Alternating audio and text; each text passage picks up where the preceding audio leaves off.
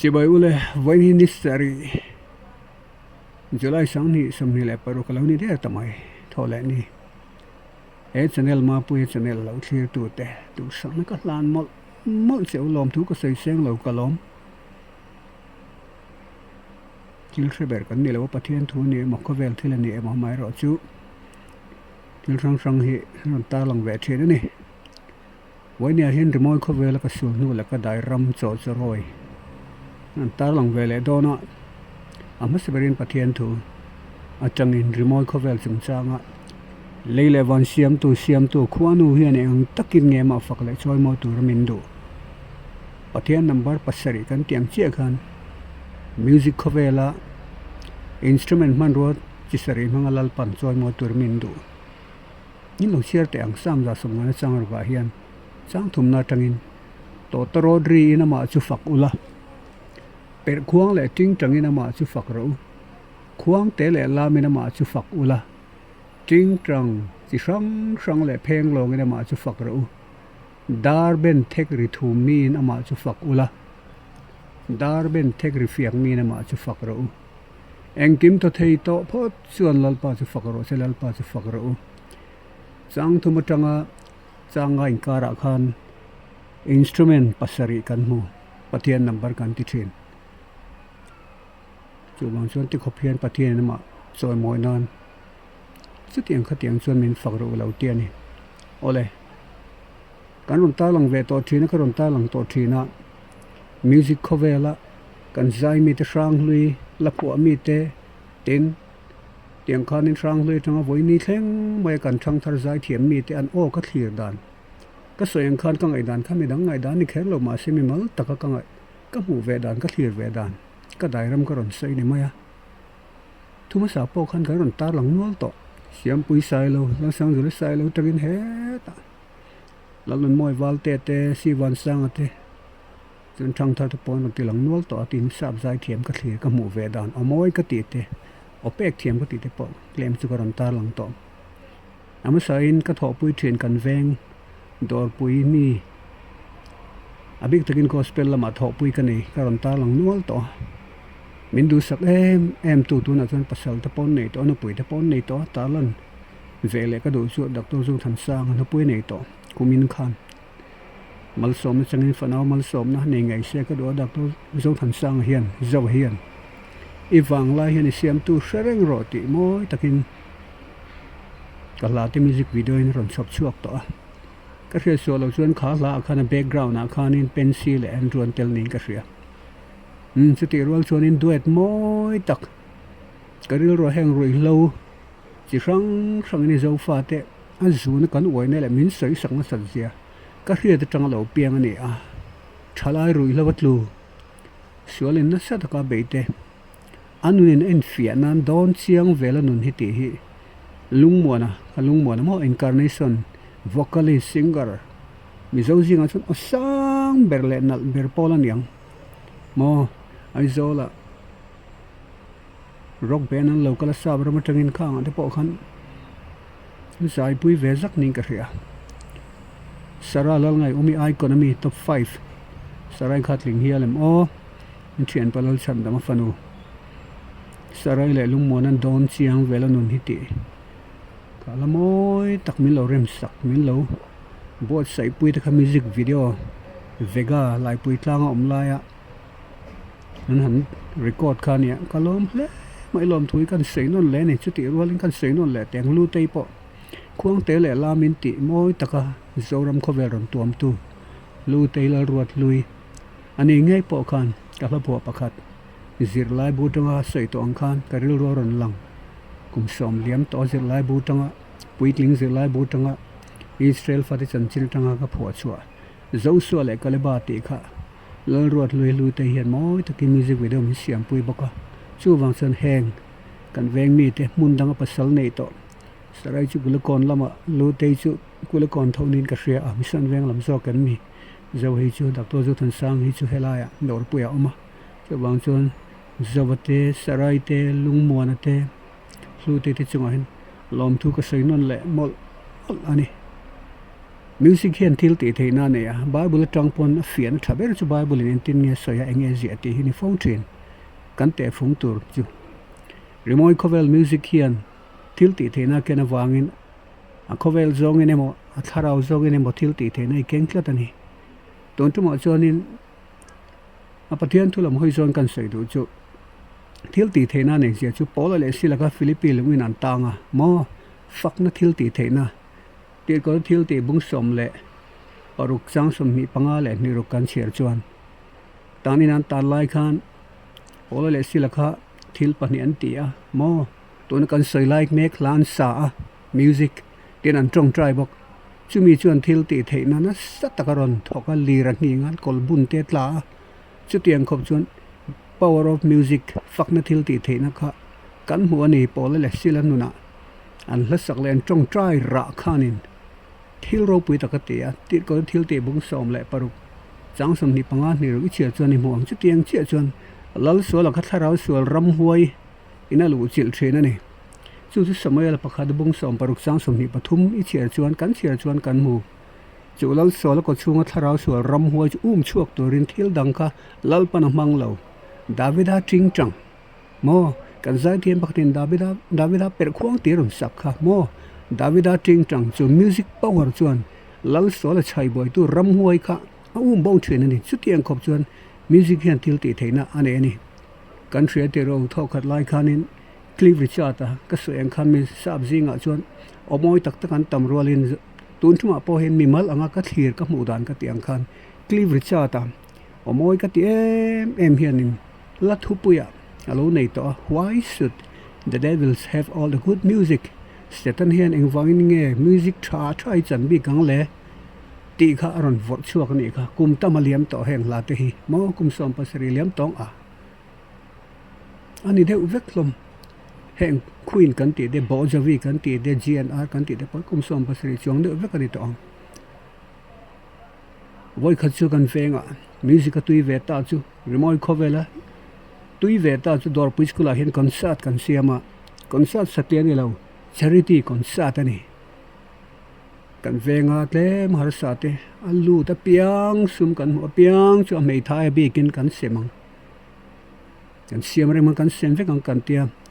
wai me tenen abi tingin vana pa section tenen dor pui school tol zo la khanin stage om ve a platform om ve a chu tiang chuan ngen na kan siama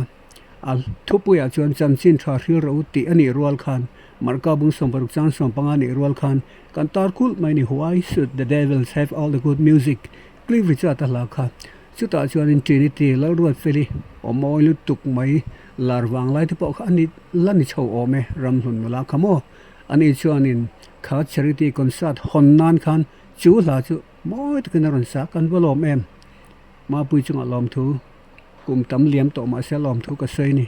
chu mai ne lawin ke tiang chuan wai me vanapa section le ni sai thiam rang kan so ma lom thu sen tu ri ka sul hun ka wanga em mo he tiang takian ka phau lang ngai lo chu mang chuan hun kum som panga po ni se nga mol liam to po ni se kalom maya lalpa min shoi na lam tluang kalom lu tuka zorom chani ron tela atu ma khanin tu lem lo poisa lo kher ngai lo ko hi lalpa ka pe ti khani de vek an lo kal mane ro chu thil o mangani ve kanin hlan ve amai chu lo man kan pe kha atam lem lo ani chu tiam chuanin he dor pui ve nga zai mi khang lai khanan ladama an van ngai om em o pulal to in thria ter o evlal to ya fiam tu kiam tak ani kha accordion kan ti thingrem zai the kan ti mo he ta ko kia han zai ti sin thiam em maya evlal to te po kha tiang khan an telen an ron so urwati vanal ruati phal mai ro ti la te kha ron sa chaklau chungin pawan khama fanu mo wan lu pui naw wan ruati boral to in van ngai om tak em wanal zapi a hun laya central KTP ram kanai ram ro pui ti te mo ngai dana tam pom dana tam ti la o sang silo mo em te khana ron thlo van ro pui em o chu tiang chuanin kan venga kan thalai zai thiam tu na boral to ka hring tarzan kanti ma niloka boral aw fangai em bass guitarist zai mi te panan ron thlan ron lak poi ma niloka boral khan lal mal soma sexual mai thei tarzan kanti mai khang te kha o station han che Steven te honen fangai tak em kha kum kha do school ko ta charity concert kan nei te kha kanin lam kim seng lawang kalom mai chutiangin ben hon local magdalene ro sur kara charity concert ni awangin ro sur ma se kan perform tho ti Victor le steward te kha in han chel kati ro sur chungan be ngat mai ni magdalene an la ni khang lai chon steward ta vocalist ania Victor guitarist chi rang an ni pate te ho nin fak when he lom tu karon sei non le karon zi chewni Victor te hi kut nu mo my style nei kan trebek Victor da scavenger ti zong tena kalpuya mitam taka promote kan shri ani when ni thlen la chul lawa chat cha te mo Rosie te ho nen ngaron ti ho le an tu te nen van fak Dr. Luke te pon ni tu na ka sei chia an on ron thon ron contribute avan ro pu Dr. Luke som vengat ta perform to rin at charity concert ni sia kang lai chen Dr. Luke an lani an dro po so long sok ni la kal lo lom thu ka sei non mol chu tiang chen mang he te event flow chan mari lam u nau te an lar chho wang lai kha ni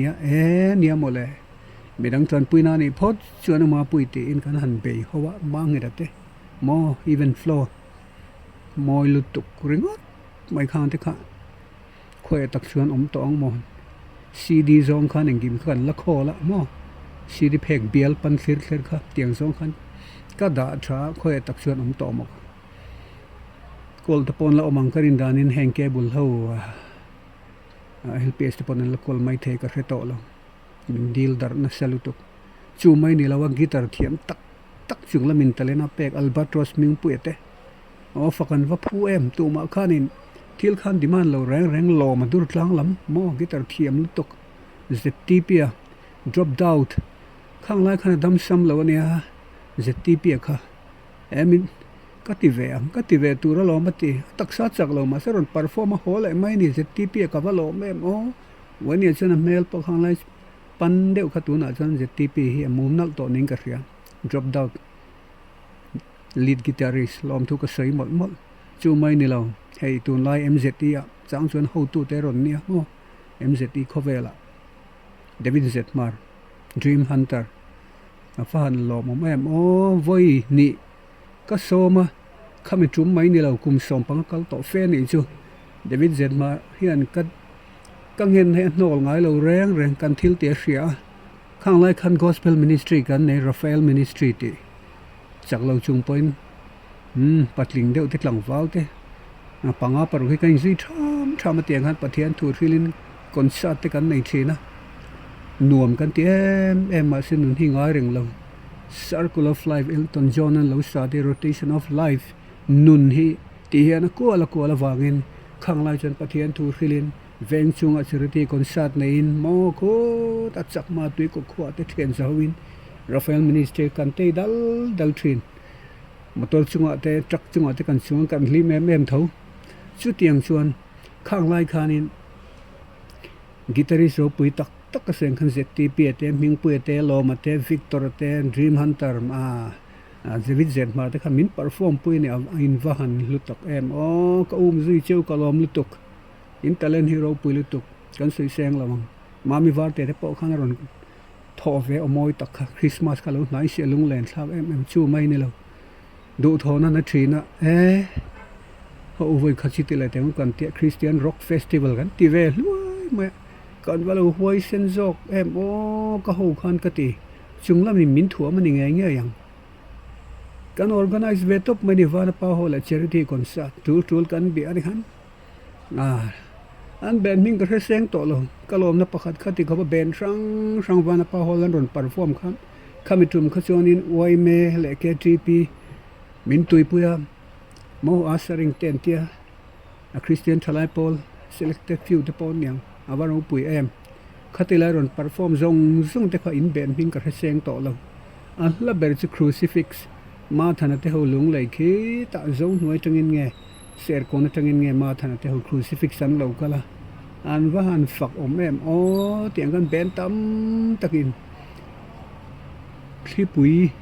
cyclone tle lai khaning ka he cyclone ya thina tak mai khang lai khan chu kum tam liam to som panga fe liam to khalai khi pui tuar khoi khuang nge khang tan khan kan sem dar vekani ichon crucifix ma thana te hla tak mai ron be phei wanga khata khan hi chipa khata tel ve betsi rin sangi lom thu ka sei betsi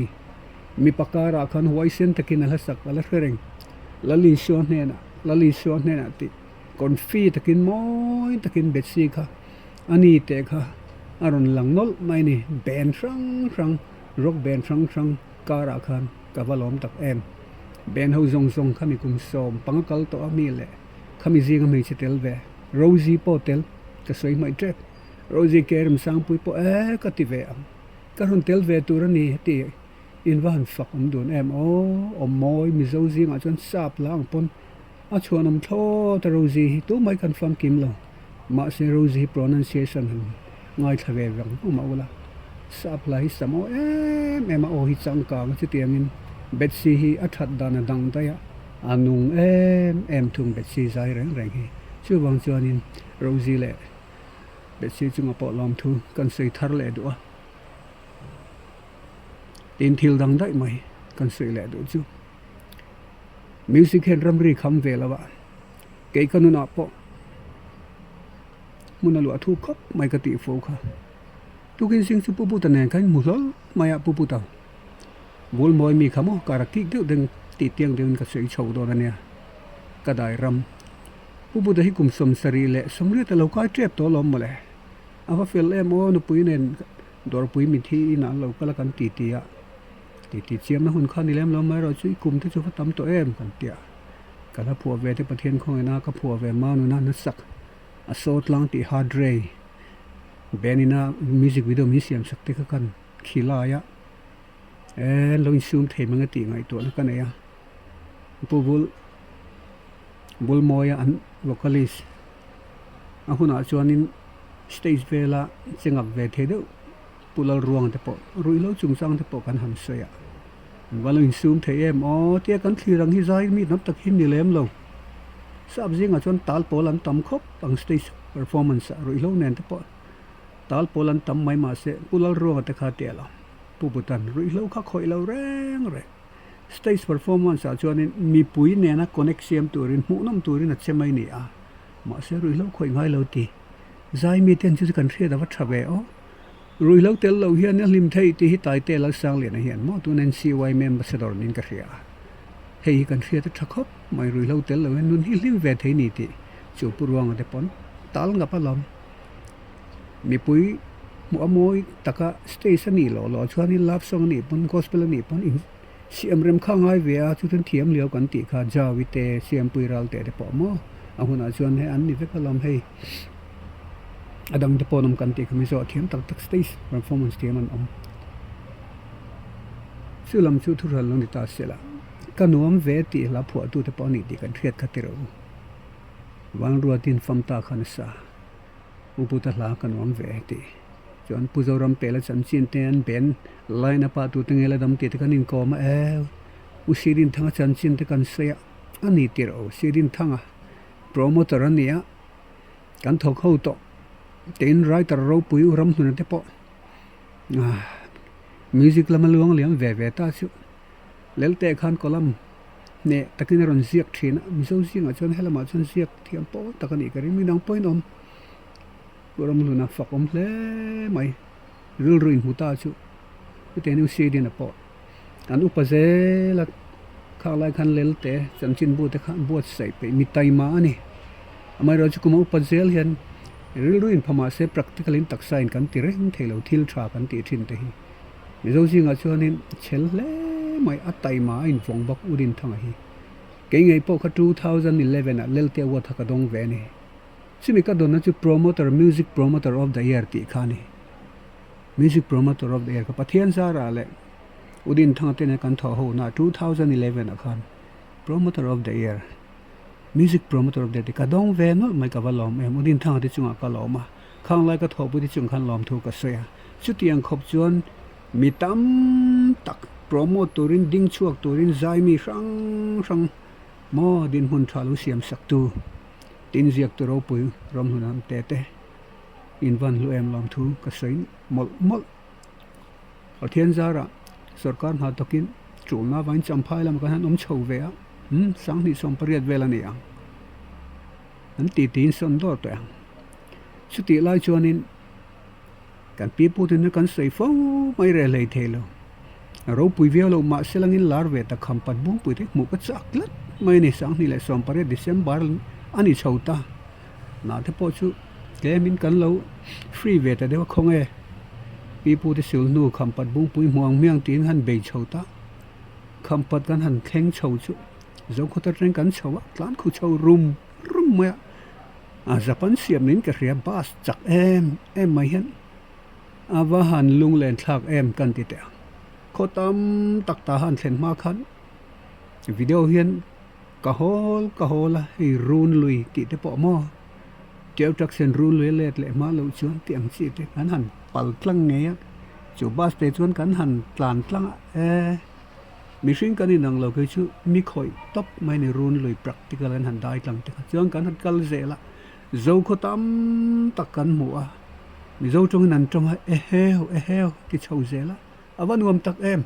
2018 pathian zara ta han kan thleng ti hian sei mai te ang voi khat kal na ni wangin pho chop lo dein hotel ai thleng kan tia hotel nuam tak mai hian kan thlenga chu ta chuan kan sei du chu ti melody lalun sang zai thiam ka ti em mai in ti ve lalun moi hi hi lalun sang hi amoi ne sang amoi em tin an lam hi a fianal ka tilu tuk mi so tong lam dan te hi mo ti melody vocalist lalun sang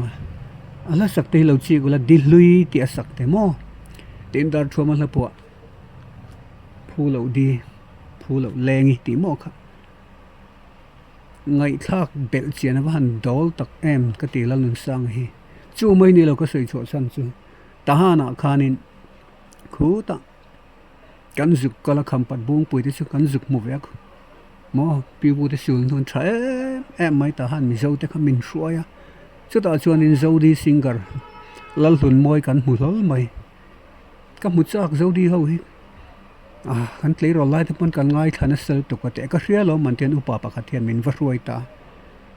khampat atanga hlawak lo hian mun pui khuwa mi ta chuan in zo di singer lalun moi ina kan vakala lo polai em elai mun a hian ke chu ko oma ta han lama khian ka thenu lal en koli a oma tia a tu na wang ti hian elai mun ko mani tia kan chi boya kanin ko ma van nuam em kan tle rol cha kan ngai san zai thiam sang lui zai thiam omoi lu tuk mai lalun moi kan mu te ka chu ta kan le chho le ta na chuan lal en koli kan mu le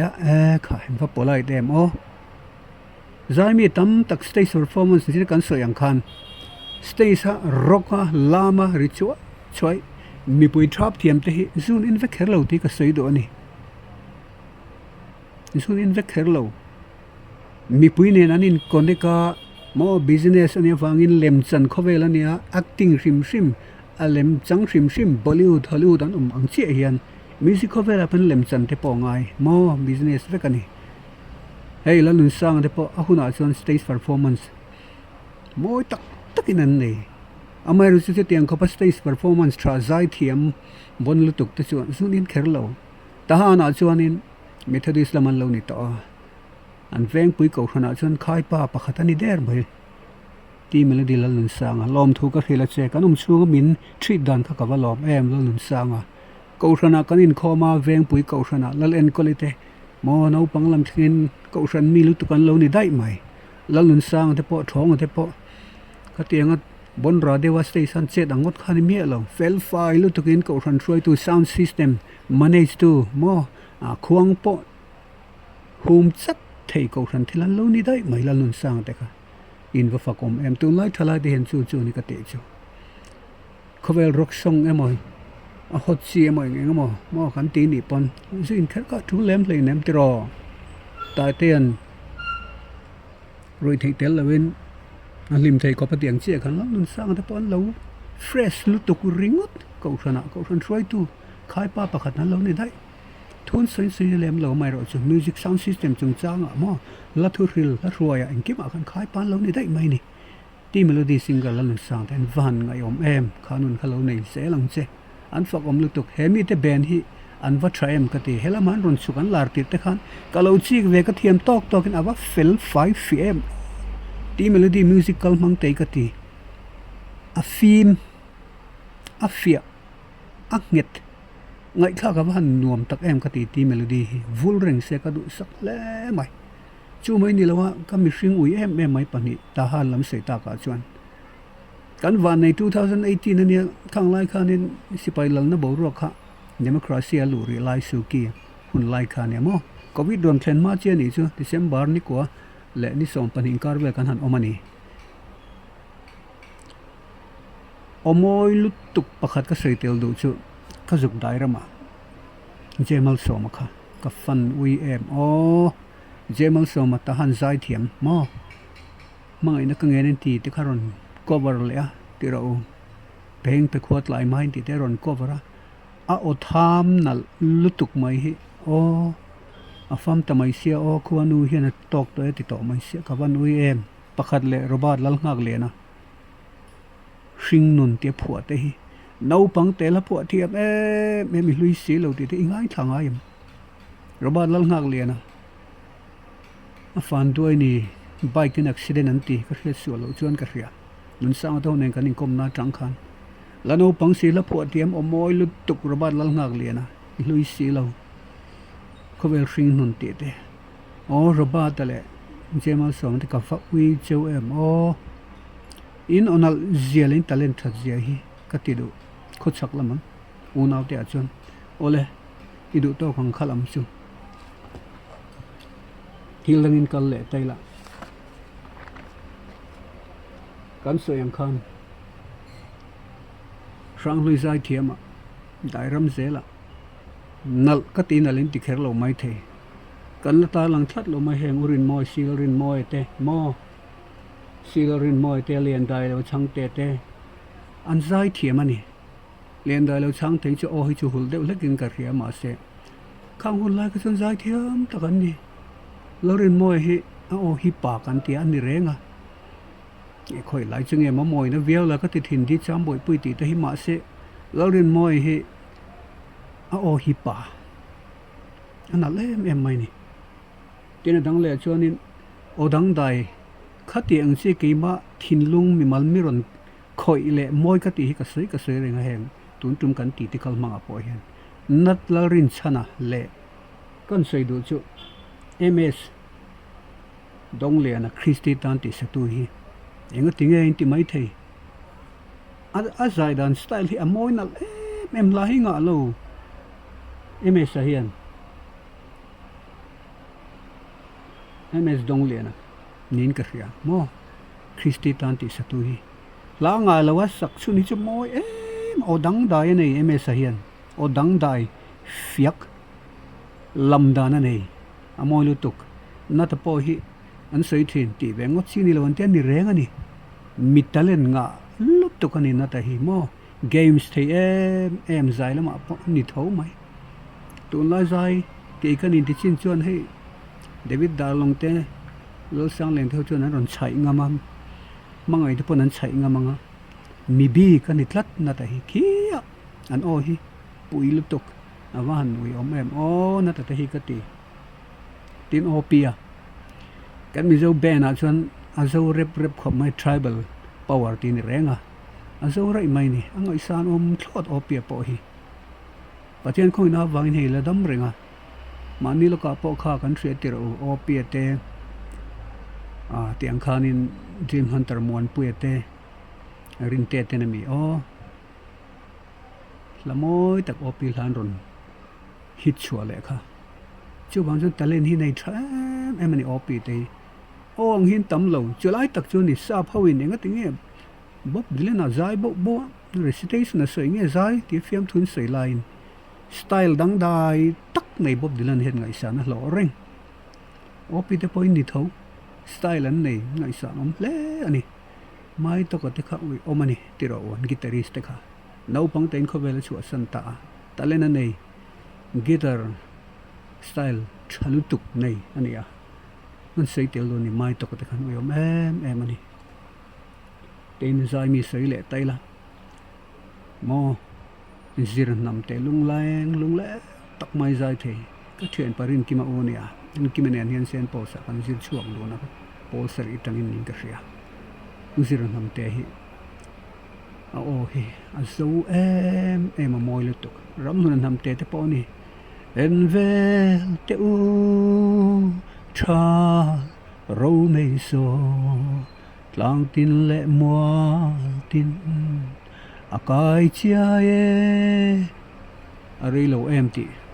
rom hun nam te ten ron sa ti ro an oro pui lo ma se atham nal an cheng ani zir nam te te ram hun nam te te ti ro kan sei seng lawang an cheng love song ka sakpon mo gospel ka sakpon ka che na ngai thin ka hla thu khan mo chu wang chuan oro pui nei lo ma se an sai ngai thakan rom lu to kani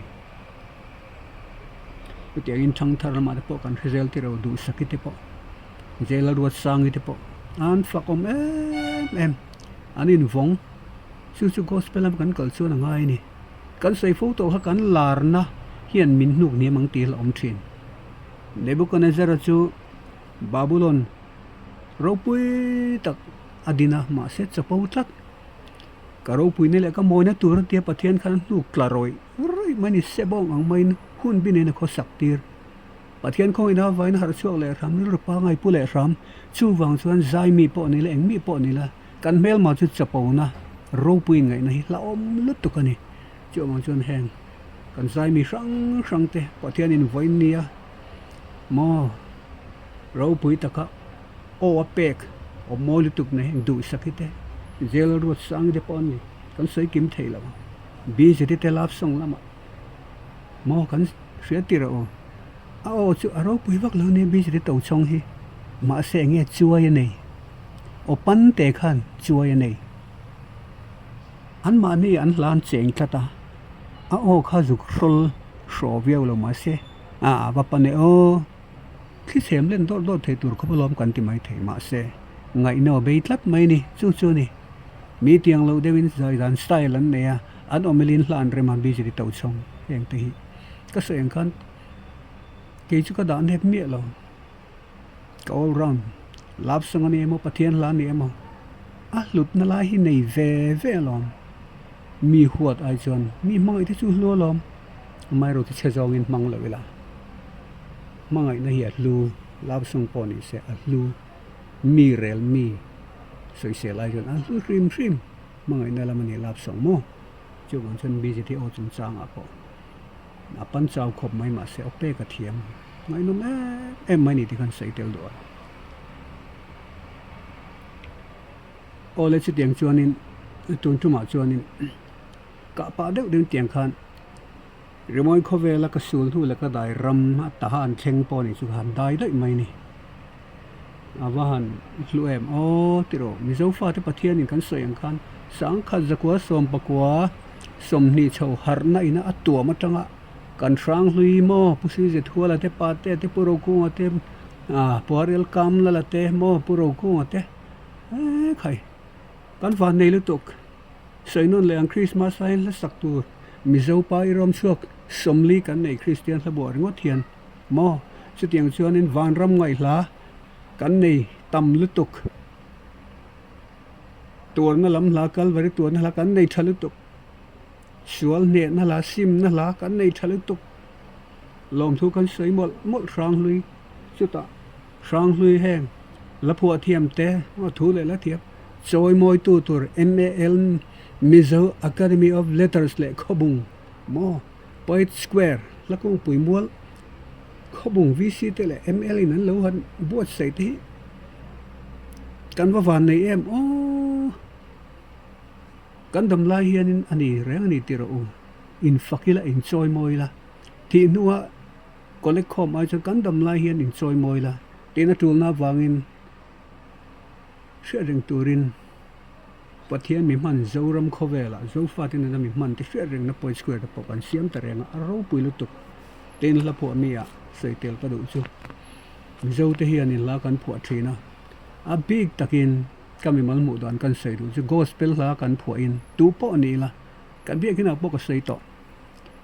thurin kan ne ko ran then khatin tin chumi thurin chi khoi tang ron kang le kan ti chuan Holy Bible pathian le ka bu thiang hlima tanga in fokom om vek ani Genesis tanga thu pon pathian thui kan chian angai ti hla pho mi te ka sei ve zau du kan tui lo ta hian in Bible nen in cross in milawen lai kan pho pal thei chumi wang chuan thei ka thu cha ve pakhat du kami mal ngai dan ni vek lo mai thei gospel la kan pho don chuan pathian le ka bu thiang hlim hian enge soi ti kan chian angai em ti ka sei du chu lo chu Bible kal zong la kan pho palang ti ka hlau pui wang ani upanun pui ra selte no upati sei to mo yang upanun pui ra selte upasilal zar moi upani ve to a mo upasilal zar moi te tin he ta parema fan lutak ema poral ta sia o parema te kha phulo mangai na san tam lutuk chu wang jon in van lu em parema lalpanala to talena nei chalutuk mi chapolo ro pui lutuk latam tak siam chuak man chu wang jon voi nia tho khat lai phei ka chuan kan sei du chu thla te kan la ho hi ala upanun pui ra selte parema arlalem ro te kan pathumin synod conference hola le pho mi te ti chung changa in ko khop nan siamin kan pathumin try o lak thla kan la to ni awangai om tak ep khang hun te ka malu la se lang cheu upanan puete uno pasar moite la pho mi tam tak lo chuak sel ro Christian la bo hian thang ta te la poi pathian remati chuan Christian la bo number zar kom mek tun kan mana hian Rawi sa chuan in October chuan zaru samsari ina pung to mai thei chung zinga chuan kan sei sual em lawanga kan thang thar la pho mi te la de poi te la ni ve to dona la pho mi te u zai mi te u tran lo la sau ro tharau thiang in limin thuam cheu sela kan zai mi kan sei tong khan chapo na tel mia lawin la pho mi te po chapo na tel mia lawin lali so Christ thailand sar khal tum lawila number 1 alali so ro puinan ni rel sela kan ti apiang pathian ro puinan ni zel sela zai mi te la pho mi te chu chu lom na silfen in bel chungin lap song ni pon mo ro pui vek kan ram kan nam tan thei to pin la phoni zai zelang ti kha wai ni hian kan sei ve le do ni ni man no mu le kan sei ho le zelang ma pui e benezer ti channel hin lo thlir ve le zel thin do ne lom tu ka sei mol mol bye bye